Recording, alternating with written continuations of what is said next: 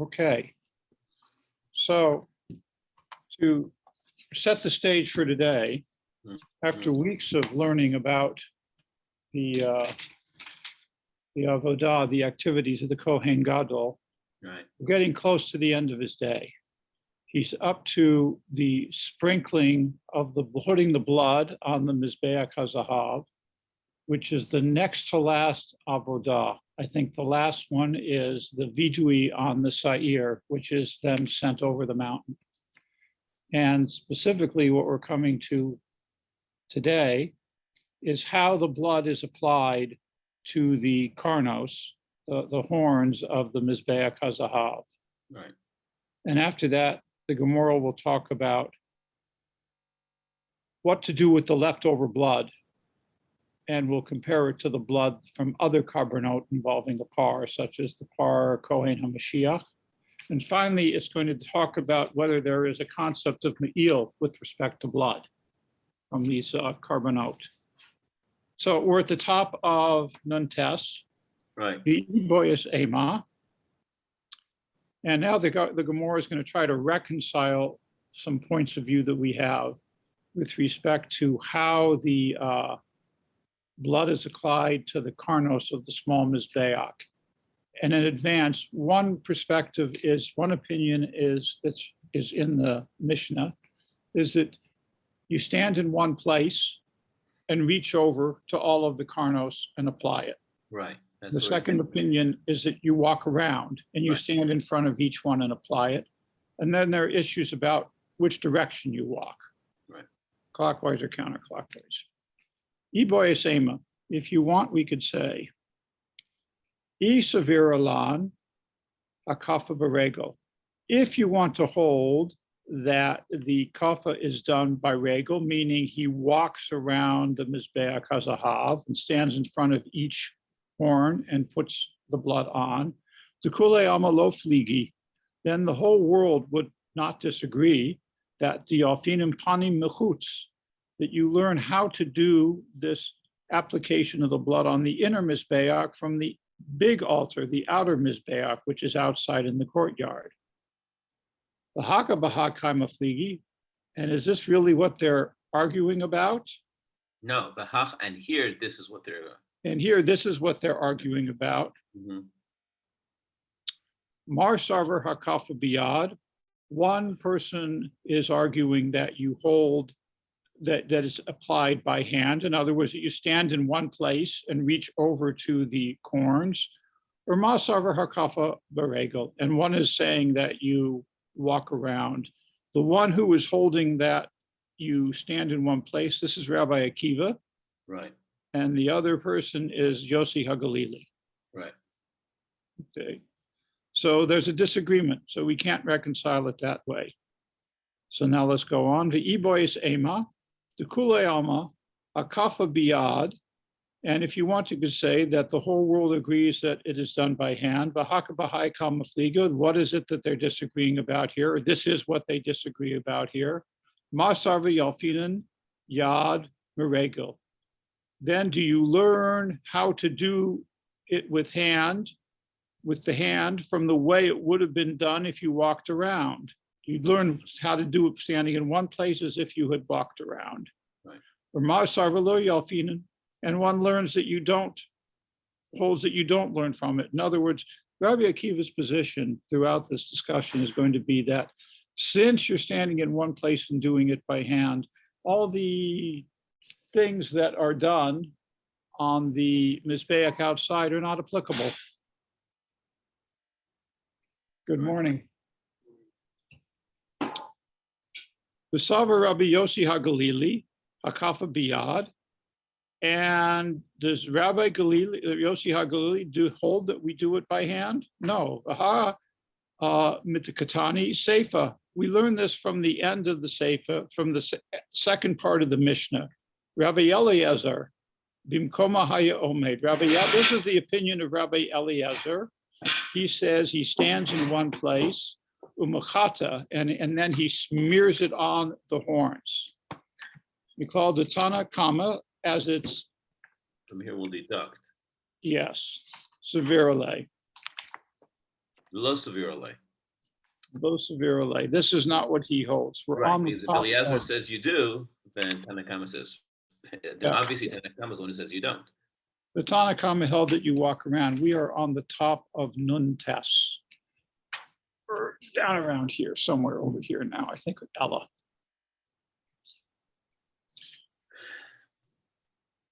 Ella Mikavarta de Kadisha Ninan Meikra.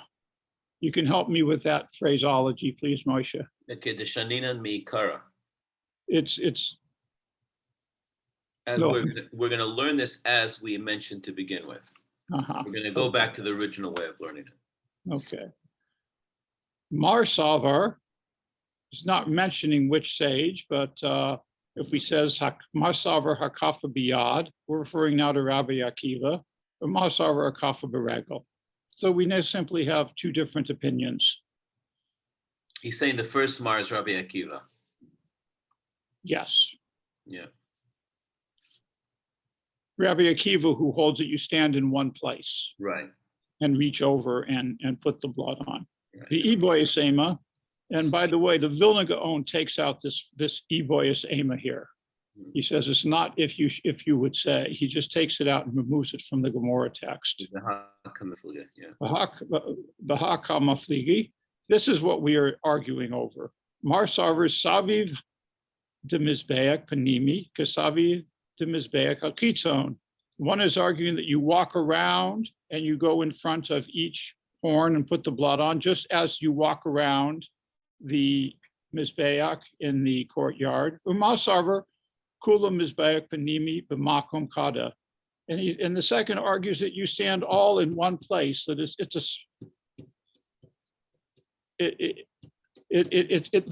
the argument here is that the Mizbeach HaKatoris, the Mizbeach HaZahav is small.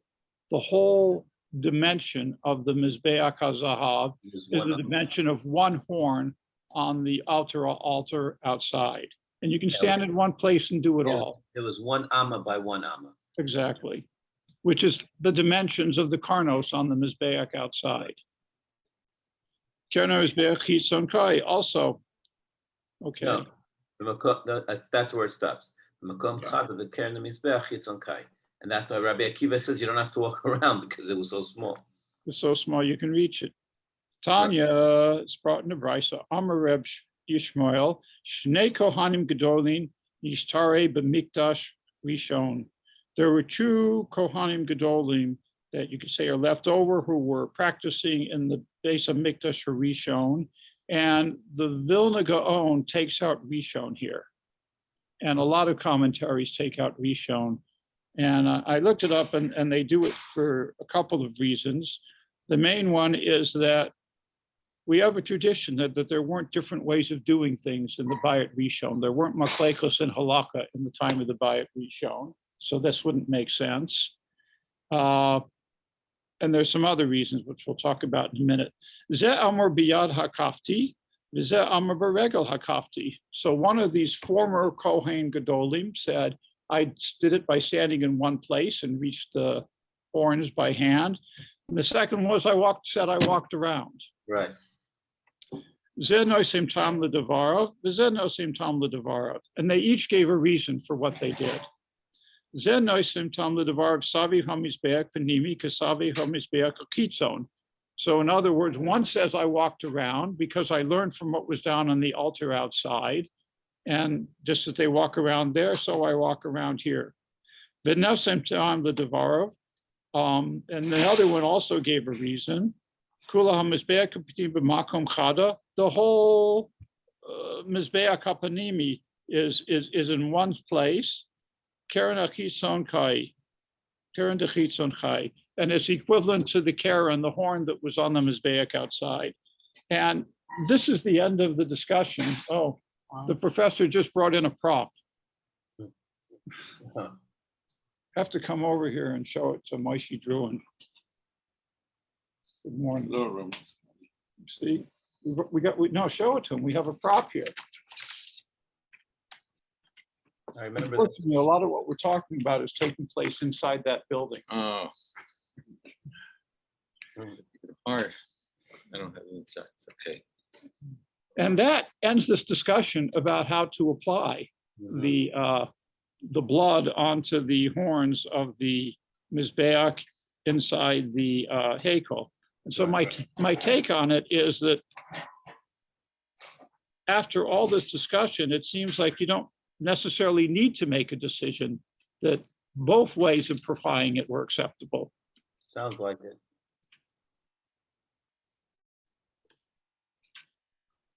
Okay, now we're going to go on to the next section. And the next section is about how to apply, in addition to putting blood on the horns of the little Mizbeach, also have to sprinkle 7 times onto the Mizbeach. And the question that the Gemara addresses now is where that sprinkling was done. Rabbi Eliezer Omer, Bimkom Haya Omed Umachata. In one place he would stand and he would stand in one place and smear it on. Right.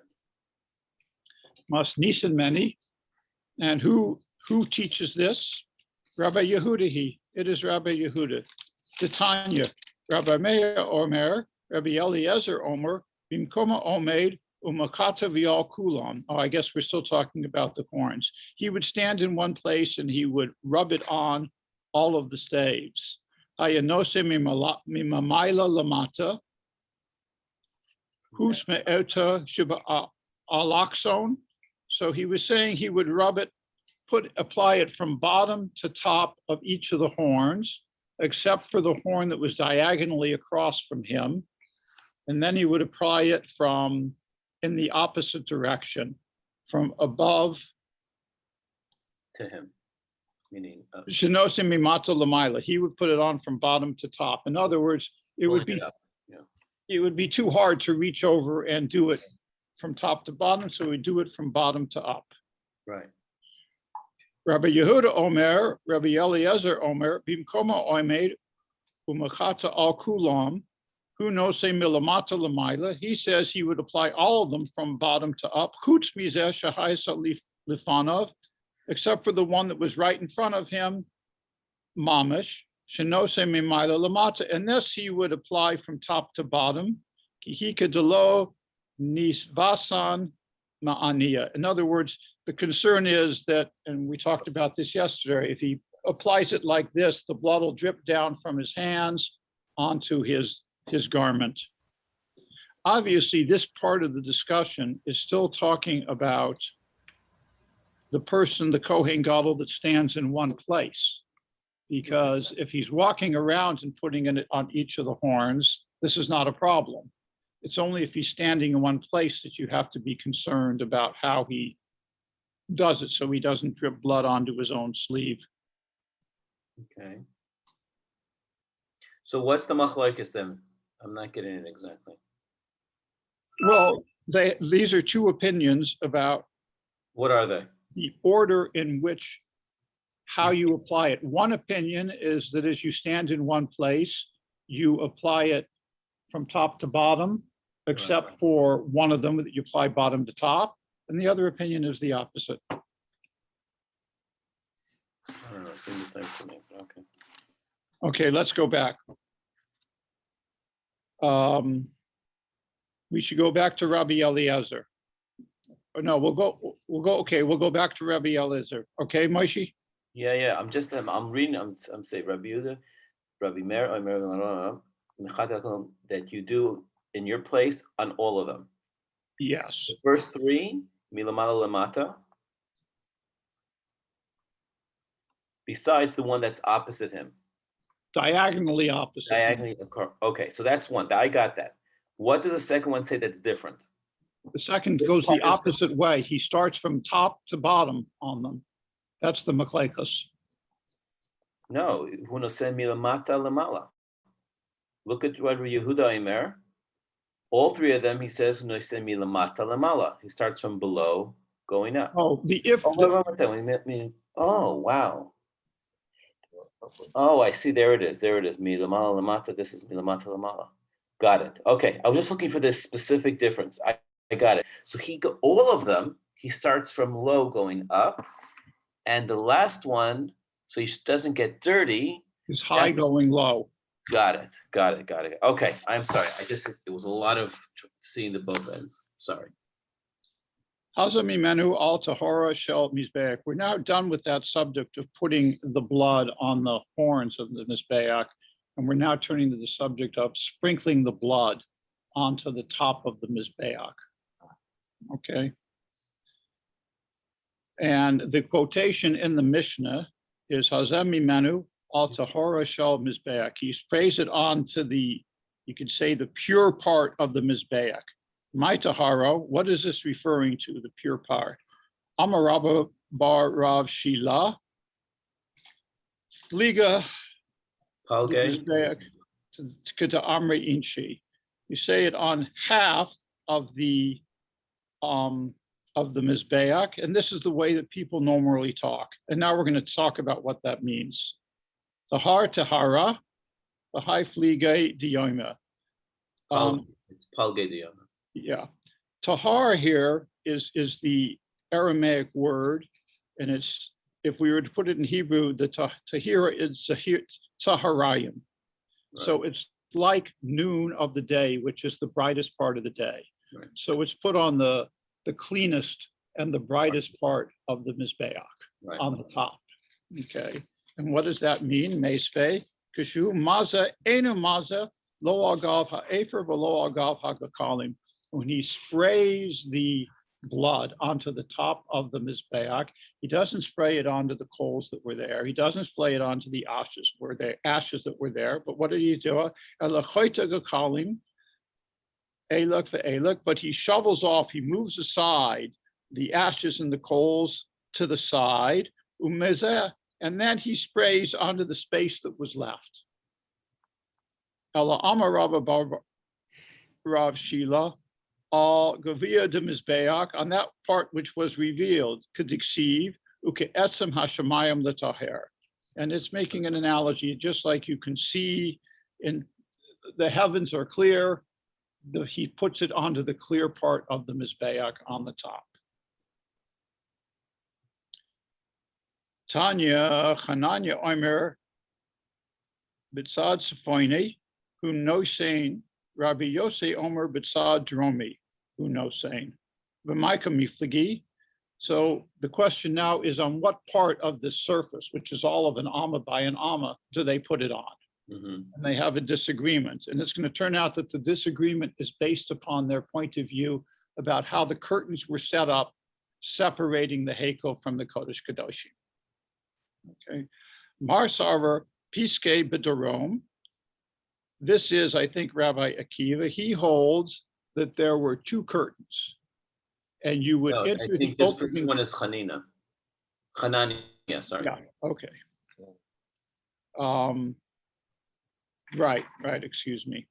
Anyway, he would hold that there are two curtains, and you enter in between the curtains on the south side. Mm-hmm. Or Marpar, or Marsarver Piske B'Tzafon. Okay, and the other opinion is that there was only one curtain, and the opening was on the north side.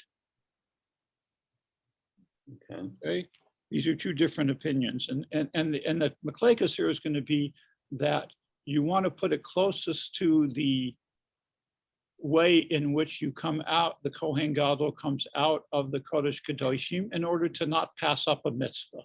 Right. So that's why this is discussing. The Kula Alma, Mihucheka de Gamrinan, Matnos Karnos Hatam, Yehav al Gago. So that's what this was saying. My time, and what's the reason? Amar Kra, the Taharo Vikadshav Makom Shikadsho. Shame to Tiharo. Okay. In other words, you want to put it on the place where he finished, that's where he starts. Where he finishes. There's also an opinion in here, in the commentaries, that, never mind, I'll come back to later. So now we're done with that. We're done with the first two subjects of this Gemara. The first was where to put the blood and how to put the blood on the horns of the small Mizbeach inside the Heiko. And the second was where to put the 7 sprays of blood on the surface of the hekel, of the Mizbeach. And now the question is going to be about where do you pour out the excess blood that's left over in the cup? Got it. Shirei dam, Shia. ayashofik al yesod ma'aravi shel hamizbeach achitzon. So he's saying he would walk out of the hekel. Can I pick this up, Professor? Yeah. And he would, Oh, that's good. He opened it up. at any rate, this That's is perfect. now a slightly disassembled. I'm afraid I'm going to ruin this whole thing. He would come out of the hekel, Right. he would come down the steps, Ah, and the first area of the Mizbeach he comes to is this area, which is the western side. west. Right. Okay, he's saying he would dump the blood in The here. north, that's the northwestern, but western, right? Okay. It's the western side. The southwest or north? The southwest. Well, it depends on, That's northwest. it depends on Yeah. on this whole thing's coming Yeah, apart. yeah, I'm I'll sorry. put it back. That's right. Enough of that. Good. So he would come out and the first side he comes to is that side. Reverse this so that it's pointing the correct direction. Like this is the west side, right? East side. This is the east side Okay, here. so east is that way. right, You want to towards the hold it ocean. like this? Yeah, Okay. towards the ocean. That's the western wall is over there. This is the north. Right. Okay. This is the east. So he came out on the He south. comes out of the hekel. Yeah, He on the- walks down the 12 steps Yep. to get to the courtyard. Yeah, And the first thing he comes to is is this side, which is what the north, the which south, is the western side west, what, of north the or south? Mizbeach. This is east going this way. Yeah, it's the Okay. western side. First thing he comes to is the western side But of is the But Mizbeach. is the northwest or the southwest side? We're going to talk about that. Ah, There's a question about, and we've had this before, there's a question about where exactly the Mizbeach was yeah. in the courtyard. Was it more north or was it more south? Okay, if you take the opinion that it was more south, then he clearly walks down the steps Right, and he runs into the western side of the Mizbeach right. Boom.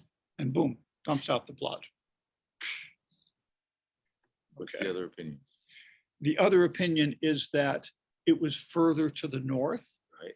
And when he comes out, the closest route of march for him is to the southwest corner, Right. and he puts the blood in there. Got it. Okay, those are the two Only two. opinions, Don't have two. two I choices. could deal with that. Okay. Now I have to find my place again. The Amarkra. Just a second. Okay. The Amarkra, vias kaldam hapar yishpok viki nafik bahahu pega beresha. He dumps it into the place that he encounters first. Right. Okay. The shomizbek hakitzon hayashofik al yasod dromit. And the Gemara is now coming to say, but there are other times that we have a halakha that it's dumped on the south side. Okay, but who dumps it on the south side? See, there are other times that a par helam is brought by the Kohen Gadol. For example, the par Kohen Mashiach. It's a sacrifice of a bull that's brought when the Kohen has made a mistake. Okay, he brings this. It also involves sprinkling on the parochus inside. It also involves putting blood on the Mizbeach HaZahav, but it may be that it's dumped in a different, the blood is put in a different place. And why do people put blood in a different place? Because normally when people come down, the Kohen comes down the ramp to the Mizbeach, the first place that he can go to dump out the excess blood is on the south side. That's the first spot he comes to. Got it. But this person, this case, the Kohen Gadol was coming from a different direction. He was coming from the Hekel. Right. He wasn't coming down the ramp of the Zayach. ramp is there. Yes, on the south side. Tana Rabbanan, it's taught in the Brisa. Yisod ha-mizbeach zeh, Yisod ha-dromis. Ata omer Yisod dromis. Oh, eno ella Yisod ma'aravis. I think this is a question. We're trying to decide which is the base where the blood was poured into. Okay, and it could be in a different place that the Kohen Gadol puts it on Yom Kippur if the whole Mizbeach is to the north of where we normally associate it. And there is that opinion. Okay, and that's what we're talking about. Amarta, Amarana, Yalad Yeridaso min Akedes. Now we're talking to Kohen who's coming down from the Mizbeach, Liyitziaso min HaHekel. That's different from somebody who's coming out from the Hekel. Ma Yitziaso min HaHekel. The Samaklo, what is closest to him? Izeh Yisod Ma'aravi. What is closest to him is the western side. Af Yeridaso min HaKeves, B'Samaklo. Izeh Yisod Dromis. What's closest to him is the southern part of the Mizbeach. Another brisa, Tanya Rabbi Yishmael Omer, Zeh v'zeh Yisod Ma'aravi. Both of them put it in the western side. Rabbi Shimon ben Yochai Omer, Zeh v'zeh Yisod Dromis. Both of them put it in the southern side. Bishlomo Rabbi Yishmael, and then it goes, you can say, that's good. Rabbi Yishmael Kasaver, Yolamet Stum Meforish. And I'm not sure exactly how this applies. I understand the words. We learn out the specific from, we learn out the general from the specific here. Right. I'm not sure how to apply it to the concept. If anybody has an idea, please speak up. Well, are you asking what's the mefurash? Yeah. Because which one was told specifically where to pour it? That was from the Chatas HaPnimis. I mean, that's when you come out of the Heichal. Yes. That there it says specifically that it has to be the Maravis. So because that's the one that was specific, we're going to learn that to the Mizbeach HaChitzon as well, and say that it should be Maravis. Not the I thought the specific was that part of it was that he had to pour it on the paste that was closest to him. But no, but it was the Maravis. Yes, under the first interpretation of where the Mizbeach was placed, he came out and ran into the western side first. It happened to be the western side, but in other words, because that's where he came out. But it says there's Shayfech al Yesod Maravi, that you have to pour it on the Maravi, and therefore, since that's specific, then we'll apply it to the Mizbeach HaChitzon and say also that we'll do Maravi. Okay, thank you. Hello, Reb Shimon ben. Where am I here? Hello, Reb Shimon ben Yochai. My timer. Amarav Ashi Kasara Piska Bidrom. He's referring. Piska Bidrom Kai. He's referring to again the when you came out of the Kodesh Kodashim. What would he come to? And he's using that as an analogy to describe where he has to pour when he gets outside. Tanadeve Rabbi Yishmael,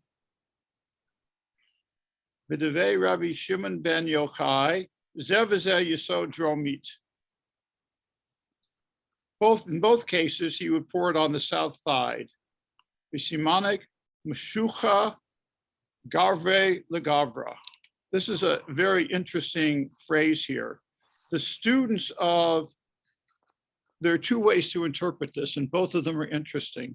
One is, what it basically says is, and the many drew in and accept, the single person was drawn in and accepted the opinion of the many. And one interpretation is the students in the yeshiva of Shimon ben Bar Yochai sort of overpowered the other argument. But the other interpretation I read, which is really very interesting, is that Shimon Bar Yochai is never given his name just as Shimon. It's always Shimon Bar Yochai. So he's referred to as multiple people, and Interesting. the other person is referred to as a single person. Mhm. Okay. Moving on. Elu mit arvin ba'ama v'yotzim v'chulu. Okay.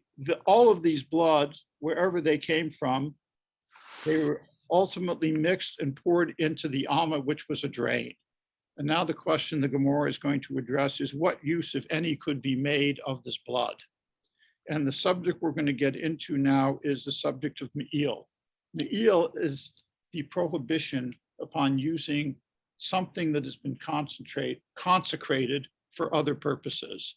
And the discussion is going to be whether blood is subject to this prohibition of me'il. Meila. Me'ila. Tana Rabbanan, Molim Bedamim, Divrei Rabbi Meir.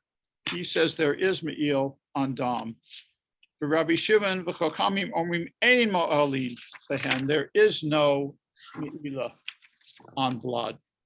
Ad kan lo fligi, ela midarabanan. When it comes to midaraisa, there is no argument about whether blood is subject to me'ila. It's not. But when it comes to the Rabbanan, they did institute a practice of treating blood as if it could be subject to the laws of me'ila. But according to the Torah, there is no concept of me'ilin, of me'il on blood. Manahane mile. What are they talking about there? Who holds these opinions? Amar Ula, Amar Kra, Lachem. We're now going to take a pasuk, and it's interpreted in three different ways to prove that there is no Meila doraisa. yes. Okay, the first is Amar Kra, Lachem, Shalachem.